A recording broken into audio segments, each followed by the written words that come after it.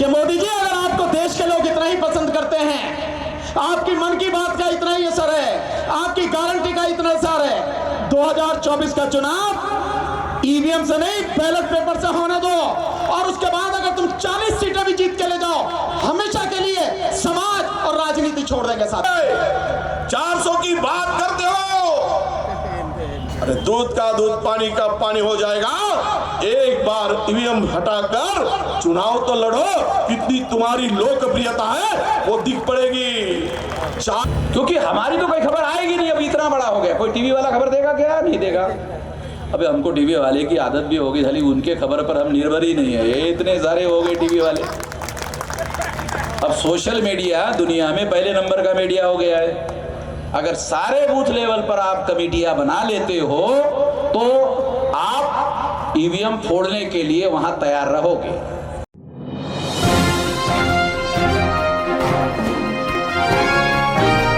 आप देख रहे हैं environment today news.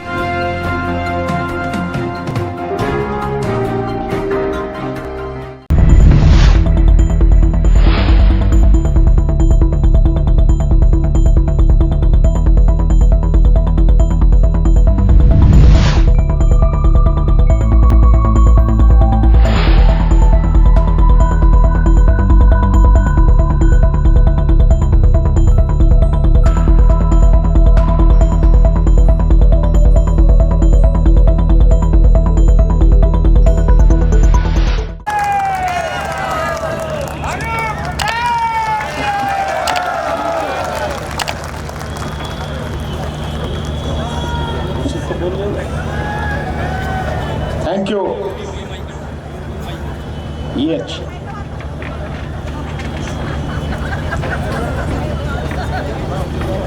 Tathagata Buddha बाबा साहब डॉक्टर भीमराव अंबेडकर जी और इस देश में जन्मे सभी संतों और महापुरुषों के चरणों में नमन करते हुए, हाँ ठीक है, देश को आज़ाद कराने वाले सभी शहीदों के चरणों में नमन करते हुए, श्रद्धेय भिक्षु संघ, मंच पर बैठे आज की सभा के अध्यक्ष आदरणीय वामन मेश्राम साहब, पूर्व मंत्री और आम आदमी पार्टी के विधायक राजन पाल गौतम जी, महाराष्ट्र में विरोधी पक्ष के नेता और यहाँ पर पूर्व मंत्री और कांग्रेस के विधायक आदरणीय सुनील केदार साहब, शब्बीर साहब, एडवोकेट फिरदौस मिर्जा साहब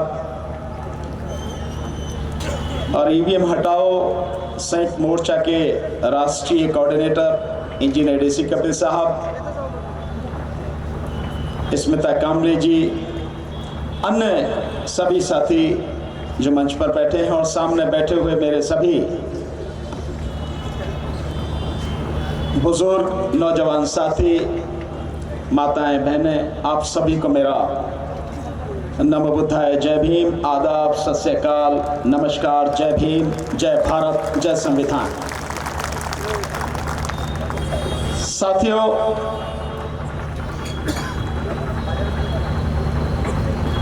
बहुत मुश्किल के बाद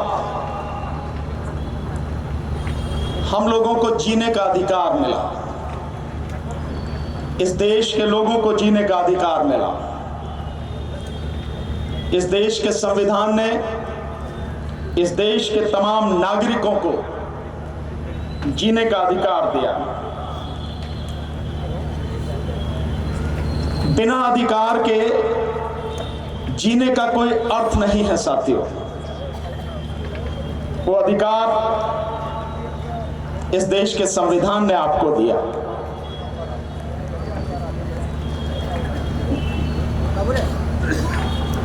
लेकिन वर्तमान मोदी सरकार इस देश के नागरिकों से वो अधिकार छीनना चाहती है।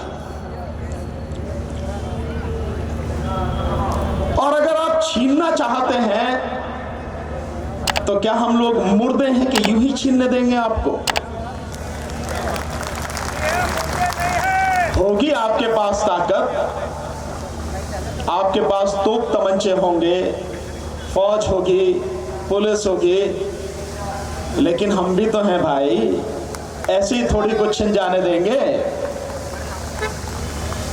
पर साथियों, इसके लिए लड़ना पड़ेगा। बिना लड़े आपको कुछ मिलना नहीं।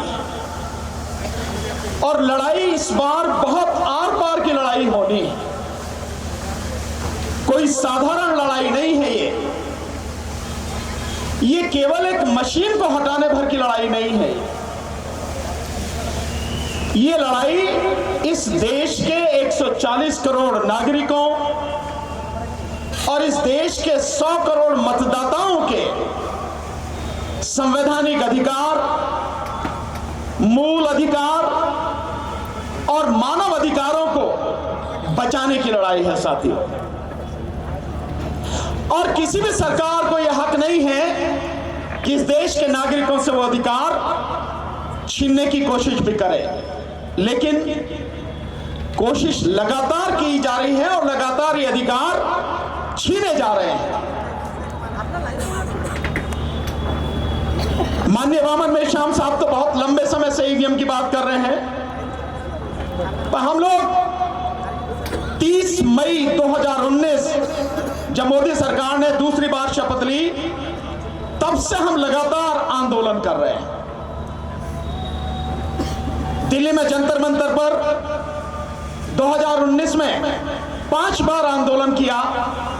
ईवीएम और वीवीपैट में कैसे गड़बड़ी होती है ये इसी बार नहीं, तब भी हमने उसका डेमोन्स्ट्रेशन करके दिखाया।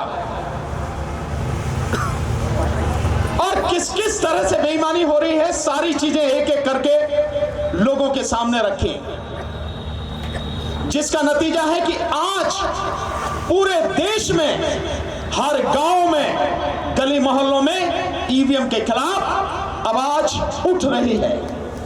और केवल उठ नहीं रही, बहुत मजबूती के साथ में आवाज उठ रही है। और ये आवाज साथियों इतनी मजबूती के साथ हमें उठानी है कि न केवल सरकार बल्कि इलेक्शन कमीशन जो इस देश के प्रधानमंत्री की गुलामी में लगा हुआ है, उसको भी यह समझ में आ जाए कि जनता अगर खड़ी हो जाएगी तो बख्शेगी किसी को नहीं, चाहे कोई भी हो। जो हमारे अधिकारों को छीनने की कोशिश करेगा, बख्शेंगे किसी को नहीं।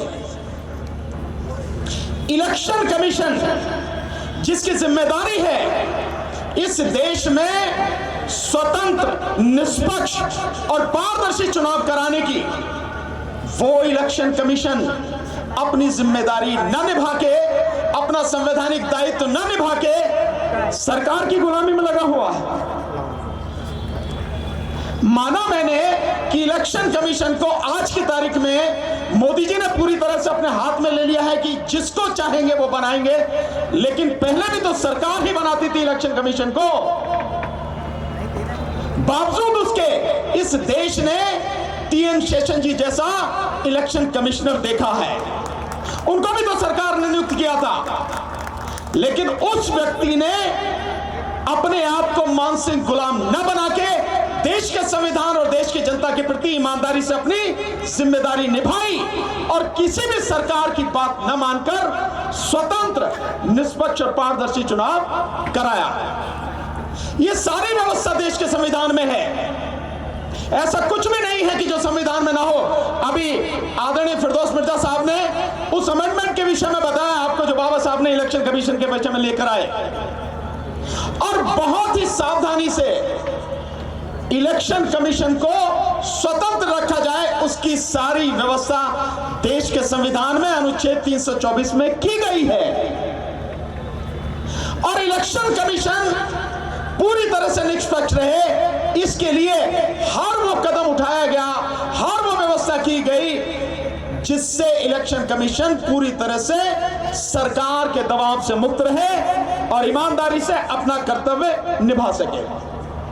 इसीलिए इलेक्शन कमीशन जिस दिन से नियुक्त होता है जिस दिन तक का उसका कार्यकाल रहता है, टेन्योर रहता है, उसकी सारी सुविधाओं में, उसके वेतन में, उसके अधिकारों में, उसकी शक्तियों में किसी भी तरह का फेरबदल नहीं किया जा सकता। यह संविधान में व्यवस्था है। और यही नहीं, उसको हटाने की व्यवस्था भी इतनी मजबूत की गई है कि उसको हटाने के लिए महाभियोग यानी इंपीचमेंट की प्रक्रिया अपनानी पड़ती है, जो सुप्रीम कोर्ट के जजेस को हटाने के लिए है। यह व्यवस्था की गई है। बेशक सरकार बनाती है, लेकिन सरकार के हाथ में पावर नहीं दी गई कि वो इलेक्शन कमीशन को हटा सके। यह उसको इंडिपेंडेंट बनाए रखने के लिए व्यवस्था की गई। और इतना ही नहीं, एक और व्यवस्था की गई। आपने देखा होगा कि हाई कोर्ट के जज हैं, सुप्रीम कोर्ट के जज हैं, ये भी सेवानिवृत्त होने के बाद, रिटायरमेंट के बाद में कहीं किसी कमीशन के चेयरमैन, मेंबर, कहीं पे गवर्नर और कहीं पे आपने देखा होगी कि राज्यसभा में जाएं, ये व्यवस्था भी इलेक्शन कमीशन के लिए पूरी तरह से बंद की गई है। रिटायर होने के बाद इलेक्शन कमीशन को किसी भी विभाग में, किसी भी डिपार्टमेंट में कहीं भी नियुक्त नहीं किया जाएगा। यह सिर्फ इसलिए है ताकि इलेक्शन कमीशन पूरी तरह से इंडिपेंडेंट होकर काम करे, देश के लोकतंत्र और देश के संविधान को बचाने के लिए अपनी संवैधानिक जिम्मेदारियों को निभाए। लेकिन इलेक्शन कमीशन कुछ और ही कर रहा है। इलेक्शन कमीशन कह रहा है कि हम कह रहे हैं ईवीएम ठीक है। कौन हो भाई तुम? तुम्हारी औकात क्या है? तुम इस देश के सिंपल एक पब्लिक सर्वेंट हो। पब्लिक माने जनता, सर्वेंट माने नौकर। तुम जनता के नौकर हो और जनता मालिक है। वो जैसे कह रही है तुम्हें वो करना है, और जनता कह रही है ईवीएम से चुनाव नहीं होगा, तो तुम्हें कुछ सोचने की जरूरत नहीं, ईवीएम से चुनाव बंद करा देना चाहिए तुरंत। लेकिन वो कहता है कि विश्वास करो। हम यहां नागपुर में हैं, नागपुर में दीक्षा भूमि, यहां हैं हम। और इस दीक्षा भूमि में जब 1956 में बाबा साहब ने बौद्ध धर्म की दीक्षा ली, वही बौद्ध धर्म के प्रणेता तथागत बुद्ध कहते हैं कि किसी भी बात को इसलिए मत मान लेना कि आपके माता पिता कह रहे हैं, किसी भी बात को इसलिए भी मत मान लेना कि आपके गुरु कह रहे हैं, किसी भी बात को इसलिए भी मत मान लेना कि कोई संत महात्मा कह रहे हैं, या किसी भी बात को इसलिए मत मान लेना कि मैं कह रहा हूं।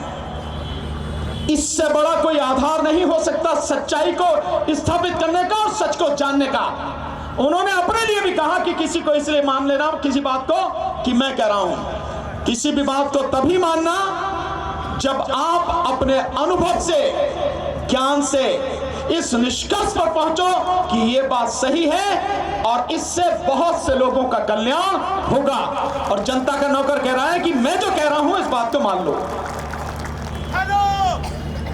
और वो जनता का नौकर जब 5 जनवरी को हम लोगों ने दिल्ली में पटियाला हाउस कोर्ट से मार्च करने की बात कही कि इलेक्शन कमीशन के पास जाएंगे और उनसे कहेंगे 50 ईवीएम मशीनें हमें दो, हम बताएंगे कि कैसे मैनिपुलेशन होती है इसमें।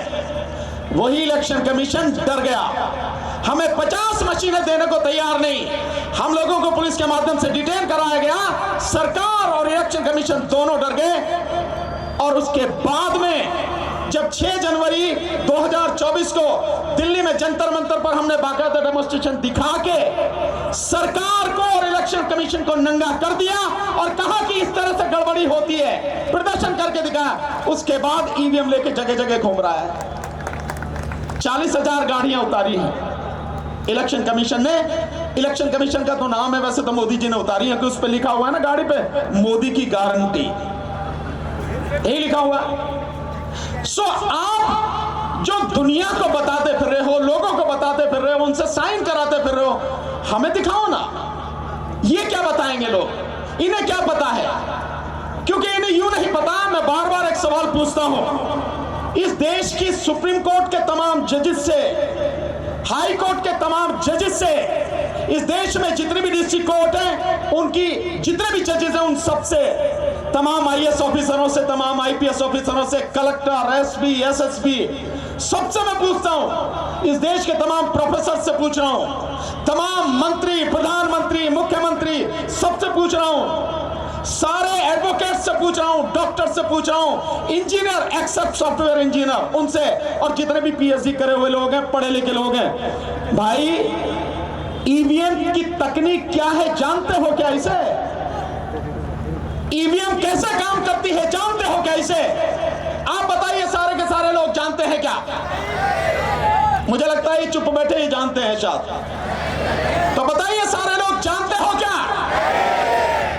कोई नहीं जानता। 100 करोड़ के लगभग मतदाता हैं, उनमें से 99% लोग नहीं जानते कि इसकी तकनीक क्या है, ये कैसे काम करती है। और फिर भी पिछले 20 साल से लगातार अंधों की तरह हम लोग सारे के सारे वोट दिए जा रहे हैं। कभी मन में सवाल नहीं आता, भाई पारदर्शिता जो चुनाव का सबसे पहला एक धर्म है, एक फर्ज है, वो कहां है? कहां है पारदर्शिता? 3 मशीनें इस्तेमाल होती हैं, एक में बटन दबाया जाता है, दूसरे में 7 सेकंड के लिए फोटो दिखाई जाती है।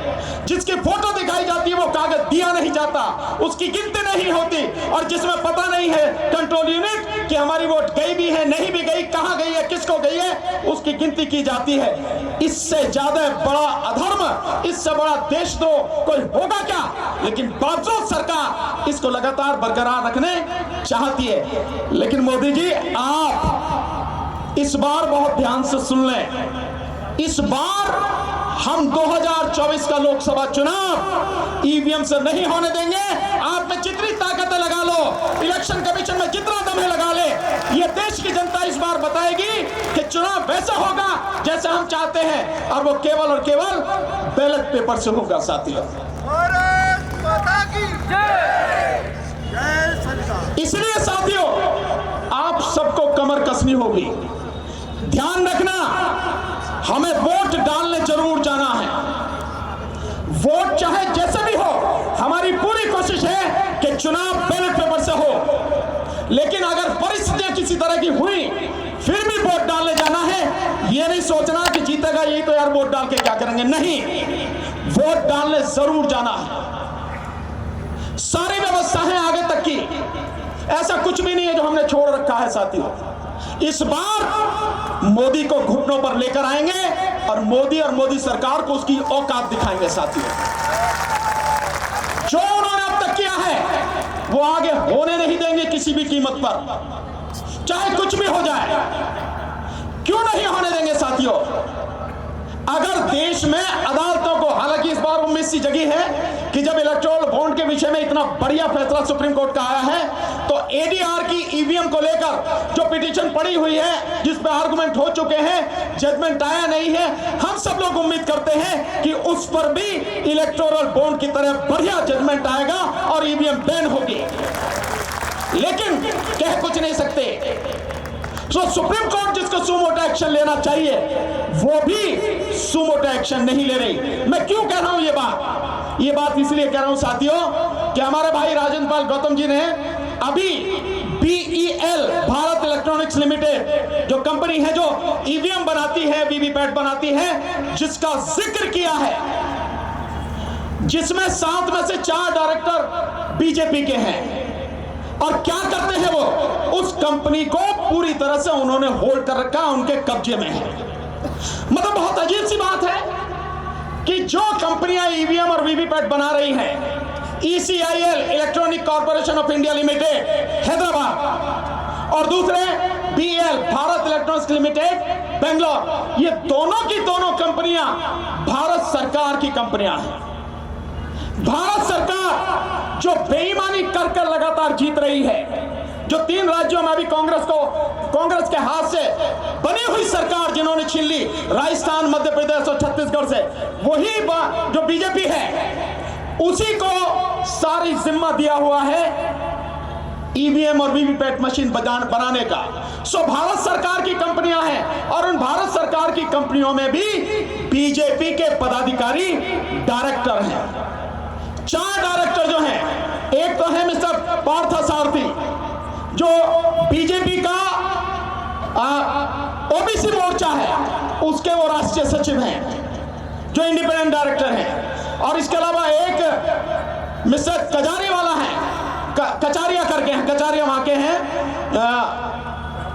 श्याम जी भाई कचारिया वहां से है गुजरात से, और गुजरात के राजकोट जिले के जिला अध्यक्ष हैं बीजेपी के। साथ में एक शंभुनाथ यादव है जो बनारस से है, उत्तर प्रदेश, प्रधानमंत्री की कॉन्स्टिट्यूंसी से वाइस प्रेसिडेंट है बीजेपी के, और एक मैडम है वो वहां से है, बिहार से, जो वाइस प्रेसिडेंट रही है बीजेपी की। ये 4 लोग इंडिपेंडेंट डायरेक्टर हैं, और ये वो काम कर रहे हैं जो वीवीपैट और ईवीएम को बनाने का, और उसमें सीक्रेट इनक्रिप्टेड सोर्स कोड जो मेन सॉफ्टवेयर है जिसको लिंक किया जाता है उसके साथ में जो सिम है उसके साथ में जो किया जाता है, ये लोग जब ईवीएम ही ये बना रहे हैं, वीवीपैट ही ये बना रहे हैं, और इलेक्शन कमीशन वैसे काम कर रहा है जैसे सरकार कह रही है, प्रधानमंत्री कह रहे हैं, सो इलेक्शन कराने वाले वो, मशीन बनाने वाले वो, तो जीत के कौन आएगा? वही आएंगे ना। तो क्या सिर्फ इसी बात पर सुप्रीम कोर्ट को सुमोटो एक्शन नहीं लेना चाहिए? इससे बड़ी एविडेंस क्या होगी? जो ये बीएल है ये सरकार की जो मिनिस्ट्री ऑफ डिफेंस है, मिनिस्ट्री ऑफ डिफेंस के अंडर में है, ये राजनाथ सिंह जिसके मंत्री हैं, रक्षा मंत्री हैं। सो ये सारी चीजें होने के बावजूद भी, और ये जो सारी इंफॉर्मेशन निकल के आई है, एक EAS शर्मा है जो गवर्नमेंट ऑफ इंडिया में सेक्रेटरी रहे, रिटायर हैं, उन्होंने बाकायदा कंप्लेंट करी है इलेक्शन कमीशन ऑफ इंडिया को, बावजूद उसके कुछ नहीं हो रहा, कुछ नहीं किया जा रहा।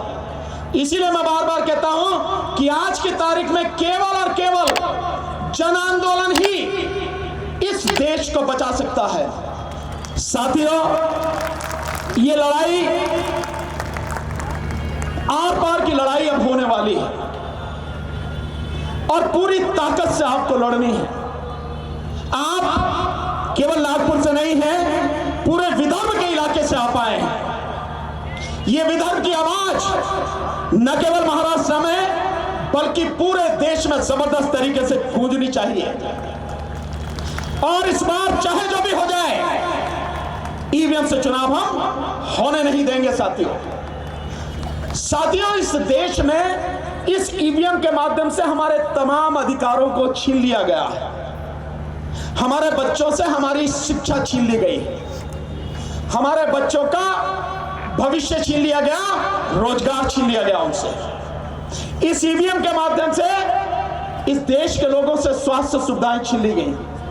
प्रधानमंत्री सारी बातें करते हैं, लेकिन न तो शिक्षा पे बोलते हैं, न रोजगार पे बोलते हैं, न स्वास्थ्य सुविधाओं पर बोलते हैं, न किसानों पर बोलते हैं, न मजदूरों पर बोलते हैं, न ओल्ड पेंशन स्कीम जिसके लिए लोग लड़ रहे हैं न उस पर बोलते हैं, न 1 रैंक 1 पेंशन के लिए जो फौजी लड़ रहे हैं न उस पर बोलते हैं, गारंटी देते फिरते हैं। और मैं बार बार कहता हूं, भाई जिसने 2 करोड़ रोजगार की गारंटी दी थी वो कौन बेईमान था, कौन मक्कार था, कौन था भाई? मोदी। सो मोदी जी, आप शिक्षा पे क्यों नहीं बोलते, आप रोजगार पर क्यों नहीं बोलते? क्यों? क्योंकि शिक्षा को खत्म करना है, रोजगार को खत्म करना है, लोगों को अनपढ़ रखना है और उनकी कमर तोड़ देनी है आर्थिक रूप से, इसलिए नहीं बोलते। आज किसान लड़ रहे हैं, किसानों को जो भी चाहिए, सरकार के लिए जरा सी देर का काम। जिस केंद्र सरकार का बजट साल में 50 लाख करोड़ का है, किसान जो मांग रहे हैं अगर एज इट इज उन्हें दे दिया जाए, जो मांग रहे हैं जो का तो उन्हें दे दिया जाए, तो मेरी सारी कैलकुलेशन, जिसमें वो किसानों की बात नहीं, वो मजदूरों की बात कर रहे हैं, मनरेगा की बात कर रहे हैं, और साथ में वो इस देश के आदिवासियों की भी बात कर रहे हैं। अगर सारा कुछ दे दिया जाए तो 15 लाख करोड़ से ज्यादा खर्च नहीं होगा। इस देश में किसान कितने हैं साथियों? सरकारी आंकड़ा बताता है कि 14 करोड़ 64 लाख किसान परिवार हैं, सरकारी आंकड़ा है। इसमें 85% सीमांत और मझोले किसान हैं, यानी लगभग 12.5 करोड़, और खेतीहर मजदूर उनकी संख्या 10 करोड़, यानी 10 करोड़ परिवार में, कुल मिला के 25 करोड़ परिवार। एक परिवार में अगर कम से कम 4 भी लोग हों तो कितने लोगों की बात हो रही है? 100 करोड़ लोगों की बात हो रही है। अगर 100 करोड़ लोगों को उनका जीवन बेहतर बनाना है, 15 लाख करोड़ रुपए सालाना के खर्च करने पड़े, तो क्या कोई बहुत बड़ी चीज है? सरकार के पास है नहीं क्या? अपने यारों का 25 लाख करोड़ रुपए माफ कर दिया, तो किसानों को और मजदूरों को नहीं दिया जा सकता क्या? दिया जा सकता है। लेकिन जब आदमी बेईमान हो जाए, जिसकी नीयत खराब हो जाए, तब वो सारी चीजें करता नहीं है। लेकिन अब बहुत हो चुका, अब ये बर्दाश्त नहीं होगा साथियों। एक बात और आपको बताऊंगा, जिस वीवीपैट को लगाया गया था 2013 के जजमेंट के बाद, 8 अक्टूबर 2013 का जो जजमेंट था, सुब्रमण्यम स्वामी बनाम इलेक्शन कमीशन ऑफ इंडिया, आदरणीय वामन मेश्राम जी की तरफ से भी जो पिटीशन थी उसको भी टैग किया गया था उसमें, उसके जजमेंट के बाद जो लगाया गया, और 2017 के बाद जो वीवीपैट आई, उसका एक आंकड़ा देखिए आप, बड़ी मजेदार बात। मतलब इतने सारे सबूत के बाद भी कोई कोर्ट काम नहीं कर रही कुछ भी। और वो आंकड़ा क्या है? 21 या 22 जनवरी 2022 को इलेक्शन कमीशन ने ECIL हैदराबाद को और BEL बेंगलोर को और BEL पंचकुला को एक लेटर लिखा, और उसमें कहा, ECIL से कहा कि तुमने जो मशीनें दी थी 4 लाख वीवीपैट खराब हैं, और BEL बेंगलोर को कहा कि तुमने जो मशीनें दी थी उसमें 1,85,000 मशीनें खराब हैं, और BEL पंचकुला को जो कहा कि तुमने जो मशीनें दी थी उसमें 65,000 वीवीपैट मशीनें खराब हैं। कुल 37%, यानी 17.5 लाख में से 6.5 लाख मशीनें खराब हैं। ये लेटर कब दिया? 2022 में। वीवीपैट कब आई? 2018 में। उसके बाद में लोकसभा का इलेक्शन 2019 में हो गया और कई राज्यों में चुनाव हो गए। तो जहां जहां ये खराब मशीनें लगी, क्या वहां इलेक्शन सही हुआ होगा? नहीं हुआ होगा। ये सारी गड़बड़ी होने के बावजूद भी कोई सुनने को तैयार नहीं है। लेकिन अब सुनेंगे। अब जिस तरह से मशीनें लेके भाग रहा है इलेक्शन कमीशन, ध्यान रखिए, मैं विश्वास दिलाता हूं इन मशीनों को डिब्बे में बंद करके रखेगा। ये चुनाव जो होगा वो बैलेट पेपर से ही होगा। एक बात और कहना चाहूंगा, जो पॉलिटिकल पार्टियां हैं, इस लड़ाई को लड़ने की जिम्मेदारी तो उन्हीं की थी। सबसे ज्यादा नुकसान तो उन्हीं को हुआ है या होगा। इस विषय में उन्हें सबसे मजबूती से आवाज उठानी चाहिए थी। माननीय राहुल गांधी जी न्याय यात्रा लेकर चल रहे हैं। आपको जरूरत क्या है न्याय यात्रा लेने की, करने की? देश की जनता आपको वैसे ही वोट दे रही है, इन्हें बचा तो लो। आप इन्हें बचा नहीं पा रहे हैं। इस न्याय यात्रा की जगह इस न्याय शब्द को कुछ देर के लिए हटा के ईवीएम यात्रा कर दो, आप देखिए कि क्या तूफान उठेगा पूरे देश में। लेकिन समझ नहीं आ रही है बात कि कौन उनको सलाह दे रहा है, किस तरह से वो काम कर रहे हैं।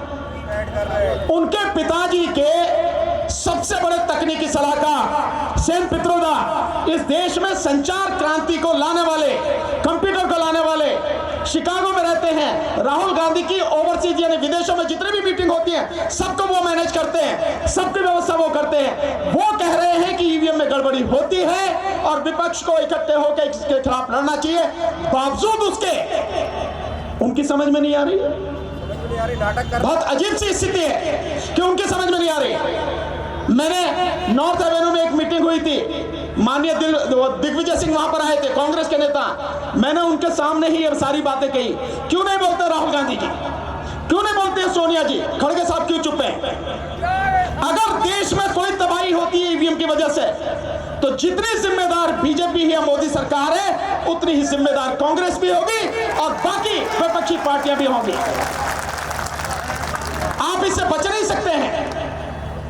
जो काम आपको करना है उसे करना चाहिए, नहीं तो देश तबाह हो जाएगा। और अब देश के लोगों के पास केवल और केवल ये मई तक का ही समय है। अगर एक बार ईमानदारी से लड़ लिए तो देश का इतिहास कुछ और होगा, तस्वीर कुछ और होगी। और अभी भी अगर बैठे रहे, चुप रहे, बोले नहीं, डरते रहे, तो साथियों सब कुछ आपकी आंखों के सामने तबाह होगा। आपकी नस्लें और फसलें दोनों तबाह हो जाएंगी, आप बचा नहीं पाएंगे। और इसके लिए जिम्मेदार एक ही व्यक्ति होगा, और वो है देश के प्रधानमंत्री नरेंद्र दामोदर दास मोदी। ये बात आप सबको समझने की जरूरत है साथियों, अन्यथा कुछ बचेगा नहीं। अगर चुनाव ईवीएम से हुआ, मैं बार बार कह रहा हूं, आपके यहां कह के जा रहा हूं, अगर चुनाव ईवीएम से हुआ तो मोदी निश्चित रूप से जीत के आएगा। और अगर जीत के वो आया तो आगे इस देश में चुनाव होने वाला नहीं है, ये आप लिख लेना बाद में भी। क्योंकि जिस मकसद को लेकर चल रहे हैं 2025 में हिंदू राष्ट्र की घोषणा, सो हिंदू राष्ट्र की घोषणा करेंगे तो लोकतंत्र में नहीं हो सकती, वो राजतंत्र में ही हो सकती है। और राजतंत्र थानों से चलता है, अदालतों से नहीं चलता। तो वकील भी समझ रहे हैं कि उनके काले कोट भी खूंटी पे टंग रहे हैं कि जब अदालत ही नहीं रहेंगे तो तुम्हें कौन पूछेगा, कहां जाओगे। और जिस तरह से इस देश के संघीय ढांचे को खत्म करने की लगातार कोशिश की जा रही है सरकार द्वारा, मोदी सरकार द्वारा, उसके बाद जो विधायिका हैं, जो ये आपकी विधानसभाएं हैं, ये भी बचने वाली नहीं है। क्योंकि जब केंद्र से राज होना है, राजतंत्र चलना है, तो विधानसभाओं की क्या जरूरत है। इस बात को सब लोगों को समझने की, हम उसकी आंखों में आंख डाल के उसके साथ संघर्ष कर रहे हैं और चैलेंज करते हैं कि मोदी जी, अगर आपको देश के लोग इतना ही पसंद करते हैं, आपकी मन की बात का इतना ही असर है, आपकी गारंटी का इतना असर है, 2024 का चुनाव ईवीएम से नहीं, बैलेट पेपर से होने दो। और उसके बाद अगर तुम 40 सीटें भी जीत के ले जाओ, हमेशा के लिए समाज और राजनीति छोड़ देंगे साथियों। हिम्मत नहीं है, सो डरना किसी से नहीं है साथियों। और डर के कभी जंग लड़ी नहीं जाती, जीती नहीं जाती। पूरी ताकत से लड़िए, पूरे विश्वास से लड़िए। जनता जब खड़ी हो जाती है ना, उसके कदमों की आहट से ही सरकारें खत्म हो जाती हैं। इस चीज को समझो आप, इतिहास इस बात का साक्षी है। आपने मुझे बहुत ध्यान से सुना, यहां सम्मान देकर मुझे बुलाया, बोलने का मौका दिया। मैं आप सबका और इस परिषद का, ईवीएम, इंडिया अगेंस्ट ईवीएम और उससे जुड़े हुए जितने भी संगठन हैं, सभी साथियों का बहुत बहुत आभारी हूं, बहुत बहुत धन्यवाद करता हूं। और उम्मीद करता हूं कि ये बात जो आज मैंने कही है आपसे, इस बात को घर घर तक पहुंचाओगे। और कम से कम महाराष्ट्र में ईवीएम किसी गांव में घुस नहीं जाए, इसकी जिम्मेदारी आपकी है। बहुत बहुत शुक्रिया। जय भीम, नमो बुद्धाय, आदाब, सत श्री अकाल, नमस्कार। रत्न परमपूज्य डॉक्टर बाबासाहेब आंबेडकर, बहुजनांचे राजे छत्रपती शिवराय, क्रांतीसूर्य महात्मा ज्योतिबा फुले, क्रांतीज्योती सावित्रीबाई फुले या महामानवास सर्वप्रथम विनम्र अभिवादन। आजच्या कार्यक्रमाचे अध्यक्ष सन्माननीय वामन मेश्राम साहेब, 95 वर्षाच्या चिरतरुण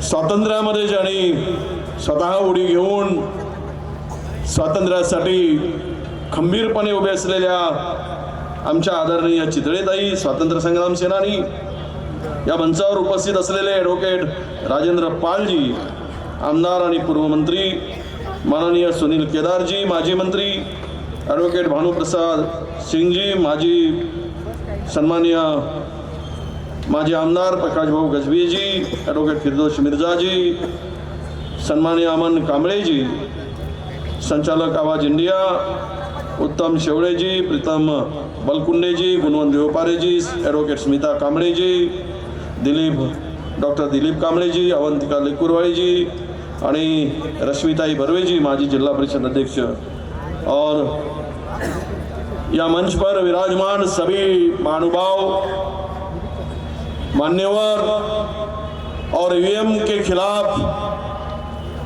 एकजुट होने के लिए आए मेरे सभी भाइयों बहनों और मेरे युवा साथियों। तथागत भगवान गौतम बुद्ध कहते हैं कि ना मैं आस्तिक हूँ ना मैं नास्तिक हूँ, मैं तो वास्तविक हूँ। यही लेकर आपको चलना पड़ेगा। अगर आप नास्तिक बनो तो भाई कुछ नहीं होगा, ना आस्तिक बनो तो कुछ नहीं होगा। आपको वास्तविक बनकर इस लड़ाई को आगे ले जाना पड़ेगा, तभी ये हिंदुस्तान आजाद रहेगा, आजाद हिंदुस्तान आजाद रहेगा, आजाद भारत आजाद रहेगा। क्योंकि ये इंडिया, भारत, हम सब, ये भारत के रहवासी, अरे इस देश को जिन्होंने आजादी दिलाई, जिन्होंने अपना खून बहाया, इसलिए आप सभी सामने बैठे मेरे राष्ट्रभक्त, देशभक्त आप हो। आप देशभक्त, राष्ट्रभक्त हो, क्योंकि इस देश को आजाद करने के लिए आपका कुछ ना कुछ हिस्सा होगा। पर जो दिल्ली में बैठे, जो आज गद्दी पर बैठे, जब देश आजाद हो रहा था तो अंग्रेजों के तलवे चाटने का काम वो लोग तभी कर रहे थे। और देशभक्ति की भाषा आज हमें बताते हैं, देशभक्त कहते। तो भाइयों, सच तो एडवोकेट साहब का भाषण आपको एक शक्ति और ताकत दिखाने वाला। मैं इस राज्य का लीडर अपोजिशन करके मैं आपको ऐसे थोड़ी आता, वकील साहब मैं आया हूं, ये सब कुछ दिख रहा है, इसीलिए तो मैं यहाँ आया हूं। जो दिख रहा है वो आया हूं दिखाने के लिए, बोलने के लिए आया हूं। हमें तो बहुत सारे एग्जाम्पल इसके तौर पर देना पड़ेगा। वामन मेश्राम साहब का भाषण, ये तो लड़ाई बहुत दिन से लड़ाई लड़ रहे हैं, इन्होंने काफी दिन से ही लड़ाई को आगे बढ़ाया है। हमने क्या किया यह सुनने के लिए नहीं आया हूं। हमने क्या किया सब जानते हैं। कुछ गलती हमारी होगी, पर हमने कुछ नहीं किया ये मत बोलिए। ये गलत है कि इसमें बुलाकर आपने अगर ऐसी भाषा करोगे तो ये ठीक नहीं होगा, अच्छा नहीं है। सब मिलकर इस लड़ाई को आगे बढ़ाने के लिए तैयार होने की बात करनी चाहिए। हम तैयार होने की बात करनी चाहिए। मैं कुछ एग्जाम्पल के तौर पर बताऊंगा। जब हम सब बात करते हैं, हमारी स्थिति तो आज 40 के आसपास है, ये तो वास्तविकता, कोई छुपाकर बात नहीं है। जहां जाओ परसेप्शन ऐसा तैयार किया जाता है। बहुत स्टेट में लड़ाई बहुत एकदम जोर से फाइट होगी। मुझे समझ में नहीं आ रहा है, 27 साल मध्य प्रदेश में भारतीय जनता पार्टी की सरकार, ऐसा लग रहा था, हर कोई ये कह रहा था इसमें अब ये भाजपा हार जाएगी, पर रिजल्ट आया तो 163 पा लिया। मैंने बोला हुआ कैसे?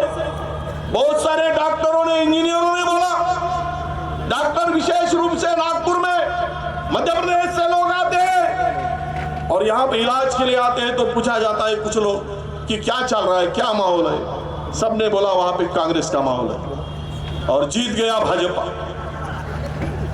सब कह रहे थे, अरे कल परसों की जब ये नाना पटोले जी ने रिजाइन किया था 2019 में चुनाव के पहले, वहां की सीट हमने मधुकर कुकड़े जी ने 57,000 वोट से जीती थी। राष्ट्रवादी का चिन्ह था, 57,000 वोट से। 6 महीने में इलेक्शन हुआ, भाजपा का कैंडिडेट 2,67,000 वोटों से जीत गया। मैंने बोला 6 महीने के अंदर में इतना कैसा परिवर्तन हो सकता है? बाई इलेक्शन में चुनाव हारते हैं और मेन चुनाव में वो जीत जाते हैं, तो इसमें तो कुछ गड़बड़ी चिट है। ये समझ में आ रहा है। पर हम लोग ईवीएम बंद करो, यहां तक सीमित रहोगे तो हिंदू मुस्लिम करके वो अपनी लड़ाई जीत जाएंगे, क्योंकि राम के नाम पर उनके साथ नथुराम है, तो वो सब आपको ध्यान में रखना पड़ेगा। नाम तो राम का सामने लेते, पर अगर दम है 400 की बात करते हो।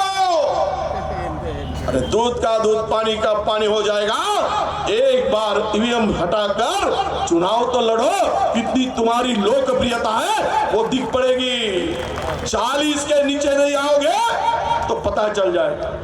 भाई आवाज ये समर्थन के लिए आया, मैं छोटा आदमी हुआ, ये तो सच है। मैं आवाज पहुंचाऊंगा मेरे नेताओं के सामने, मेरे अध्यक्ष के सामने पहुंचाऊंगा, मैं उनके साथ में बात करूंगा। मैं अगर मेरे में कुछ ईमानदारी नहीं होती, इसके खिलाफ में आवाज उठाने की बात नहीं होती, तो विजय वडेट्टीवार विरोधी लीडर ऑफ अपोजिशन यहाँ के नहीं बैठ सकता था। आपके लिए समर्थन देने के लिए मैं आया हूं। आप ये थोड़ा सा हमें सुन लीजिए। वो एग्जाम्पल के तौर पर बताए, मेरे ही गांव में गढ़चिरौली में चुनाव हुआ, नगर परिषद में कैंडिडेट चिल्ला रहा है, उसका वोट ही उसको नहीं मिला। बोले मेरा तो ठीक है, मेरे बीबी नहीं दे सकती, मेरा बच्चा भी नहीं देगा, पर साला मैंने वोट डाला वो कहा गया। और जब भी होता है गड़बड़ी तो पहले कमल ही निकलता है। गड़बड़ी में देखो, जब भी होता है तो कमल का ही सामने नाम आता है। इतनी लोकप्रिय हो गई कमलाबाई,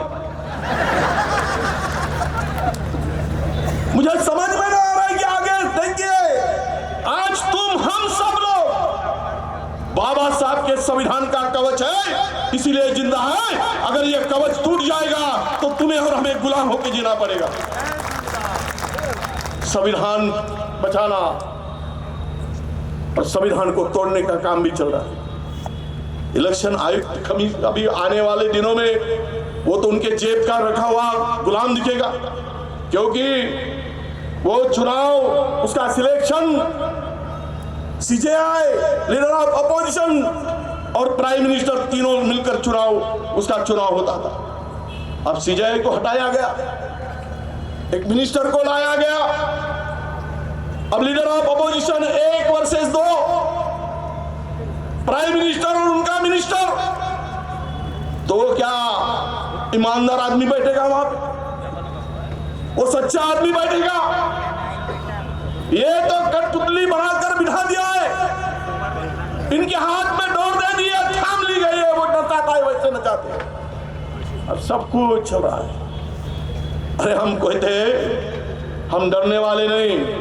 एक बार हम भी बहुजन समाज के लोग हैं, आपको बताता हूं, मंच पर बैठे वालों को। और बहुजन समाज अगर ताकत से खड़ा हो जाए तो किसकी क्या औकात है कि ये इनको ईवीएम के बगैर चुनाव खड़ा करने की। और हम हो नहीं रहे। हमको उसके लिए तैयार होने की आवश्यकता है। केवल विधानसभा में हम आवाज उठाएंगे, जरूर उठाएंगे। आपने देखा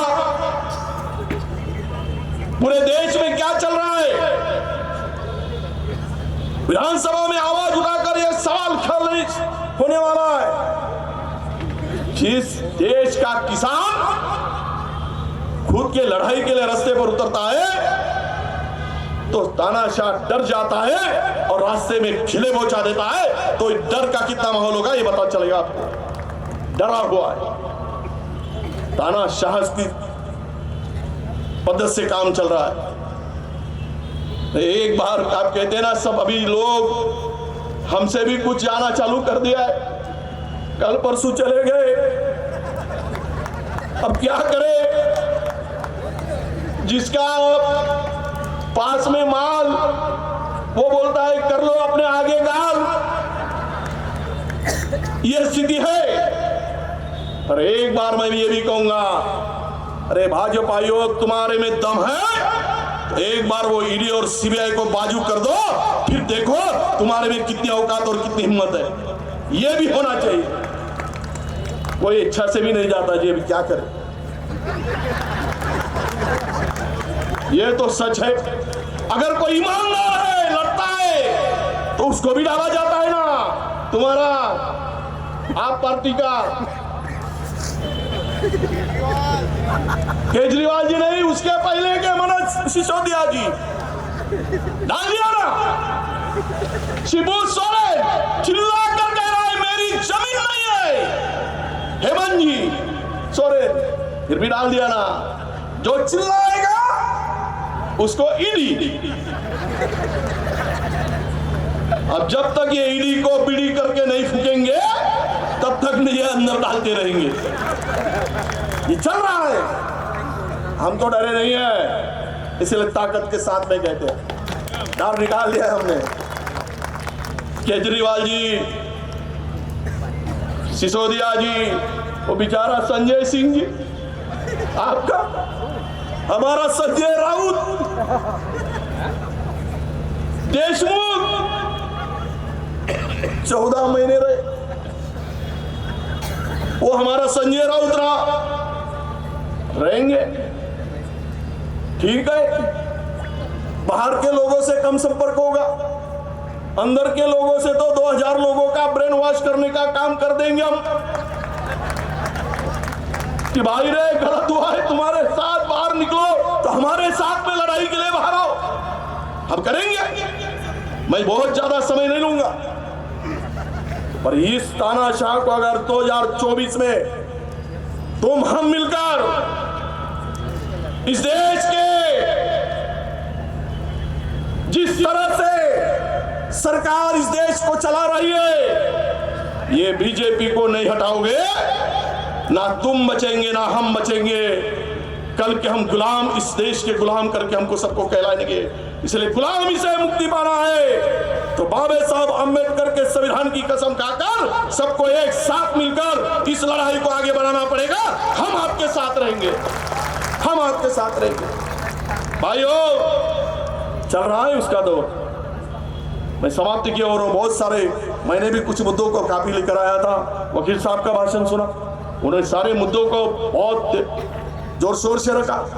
आपका तालिया का गड़गड़ाहट जो है, तालिया और आपका जोश जो दिख रहा है 24 को, ये जोश नरेंद्र मोदी सरकार को ढेर किए बगैर नहीं रहेगा। ये आपकी मुसीबत दिखती है। और लड़ाई अभी आप ही लड़ सकते हैं, बाबा साहब के बच्चे ही लड़ सकते हैं, मेरे बाप, और वो संविधान वाले हैं।